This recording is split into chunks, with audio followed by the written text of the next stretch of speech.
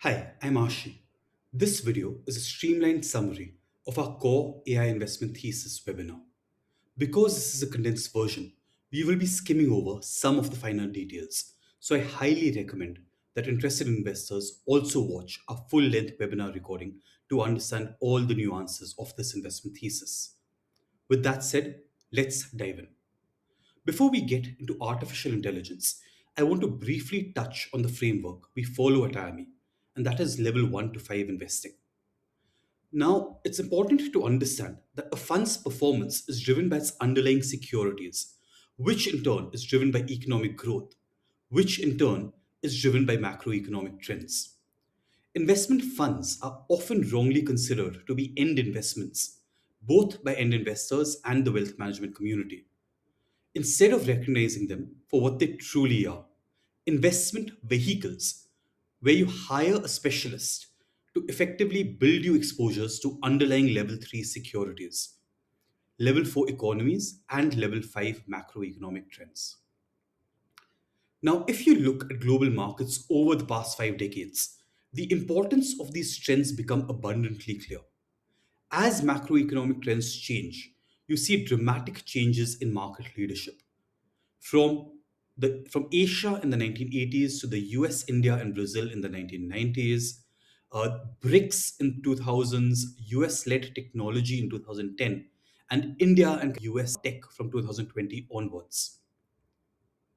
Now, right now, we are witnessing one of the most fundamental trends of our lifetime: artificial intelligence. It will dictate market performance going forward, and we are going to see massive new winners and losers emerge. The crux of our video today is a shift of AI from a mere concept into a massive capital expenditure cycle, the investment implications of this for investors, and how investors can best participate in the substantial value creation. Now, understanding the shift of AI from concept to capex cycle really all comes down to scaling laws.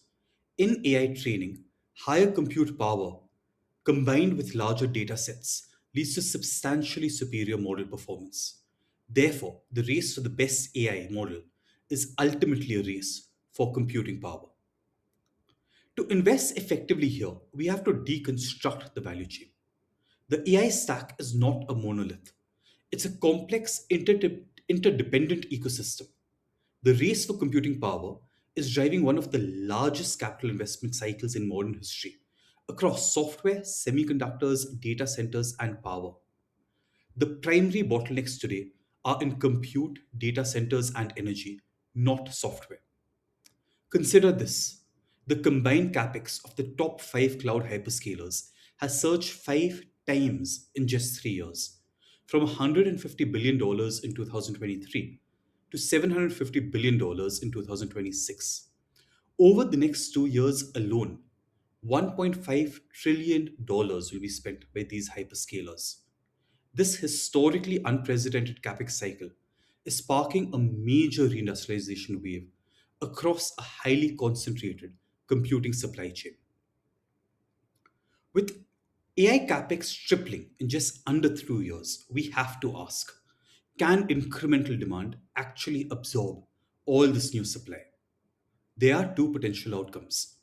Firstly, an AI boom, where strong demand eats up the new capacity, the ROI on capex becomes clear, and the aggressive investment cycle continues. This would mean we are in year one of a multi year structural cycle. Or it could be a bust, where demand grows but falls short of supply. This leads to uncertainty, overcapacity, a sharp drop in future investments, and value destruction. So, which is it? If we look at history, we have two perfect comparisons from the tech sector. The bust scenario looks like the fiber optic bubble from 1998 to 2002. Massive capacity was built on anticipated demand that simply never materialized, leading to a total collapse in utilization and value. The boom scenario looks like the cloud computing era from 2006 to 2022. Massive infrastructure was built on the unproven assumption that companies would migrate off premise. What happened? Demand responded explosively. We are now in the 15th straight year of hyperscaler capex growth, which created trillions in value for big tech. Our view is that AI is not following the fiber optic path. We see demand projections as highly believable. Unlike fiber, there is no massive new consumer end infrastructure required to deliver the product, and severe capacity constraints naturally prevent a speculative overbuild. We firmly believe we are in the early stages of a multi year structural bull market in AI capex. Now, what makes us so confident? It all comes down to confidence around the fact that we expect to see a strong demand response to the new supply coming in. There are multiple points to consider. We are only in year three of commercial AI, still in early infancies of the cycle, and there are multiple parallel growth drivers pushing adoption. You have rising global user counts, increased daily usage by existing users, massive enterprise workloads, agentic AI and parallel running agents, and the integration of AI into everyday software. The new applications we're seeing today demand substantially higher token usage than the simple chatbots we've been using so far. When you combine 7 billion individuals, millions of SMEs, tech giants, 195 global governments, all racing to not be left behind, the on ground reality points to sustained aggressive demand. Now, for investors watching this, the natural question is, and assuming you are confident to play the investment thesis of the AI trade, are you too late? The short answer is we believe no. Firstly, this is a relatively new theme. The most significant moves in the AI supply chain are roughly 1 year old, really kicking off with OpenAI's Stargate announcement in September 2005. When we hosted our initial webinar in February 2006, we were just months into the wave. Even now, in June 2026, we are still in the very early innings. More importantly, when you are investing in a multi year structural theme, timing the absolute bottom is nearly impossible and largely unnecessary. If you had invested in cloud hyperscalers 3 years into the cloud era, you would still have captured incredible multi-bagger returns. Or even if you had invested after the stocks had given 3 times multiple returns. The strength of the theme matters far more than your exact entry point. And despite the recent price run ups, these valuations are being driven by substantial real world revenue increases and not just hype, and which is where valuation multiples of most AI companies are still fairly reasonable. Now, predicting the future during a technology revolution always carries risk. But at this point, our view at IME is that AI is a fundamental multi year bull market. For investors with the right risk appetite, we actively recommend participating. To invest properly, you must understand that this isn't just a single trade. It is divided into five distinct layers, each with its own risk reward profile. Layer 1 is core IP and hyperscalers. These are the companies building the AI models and the major cloud providers owning the data centers. Layer 2 of the computing hardware. Now, this is really what is considered pick and shovels play. This includes highly consolidated semiconductor manufacturers, high bandwidth memory, and networking equipment. Crucially, these companies win regardless of whose AI model comes on top, as long as overall demand remains strong.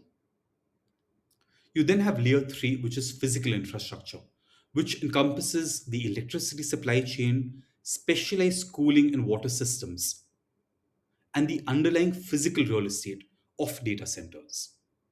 The fourth layer is that of materials, which are the raw inputs or the raw materials which are seeing massive demand spikes, including materials such as copper, silver, rare earth, specialty steel, and high purity chemicals. And finally, layer 5 are the end users, the companies across a varied set of industries that will be leveraging AI to disrupt their sectors and create massive end user value. Finally, you can also view AI from a geographic perspective. And this presents kind of interesting. opportunities in terms of geography specific funds. The US is a clear leader in layer 1 of intellectual property ownership and cloud hyperscalers. Taiwan and South Korea are dominant beneficiaries in layer 2, semiconductor manufacturing as well as high bandwidth manufacturing and other parts of the computing infra play. China remains a big dark horse, a bit of a black box, but a contender you cannot discount. Now, at IME, we have identified, rated, and evaluated specific funds focused on every one of these layers. All of this research is available in our proprietary IME RMS platform. For investors wishing to learn more about the many ways to build exposure to this theme, you can sign up for a free trial at rms.imecapital.in.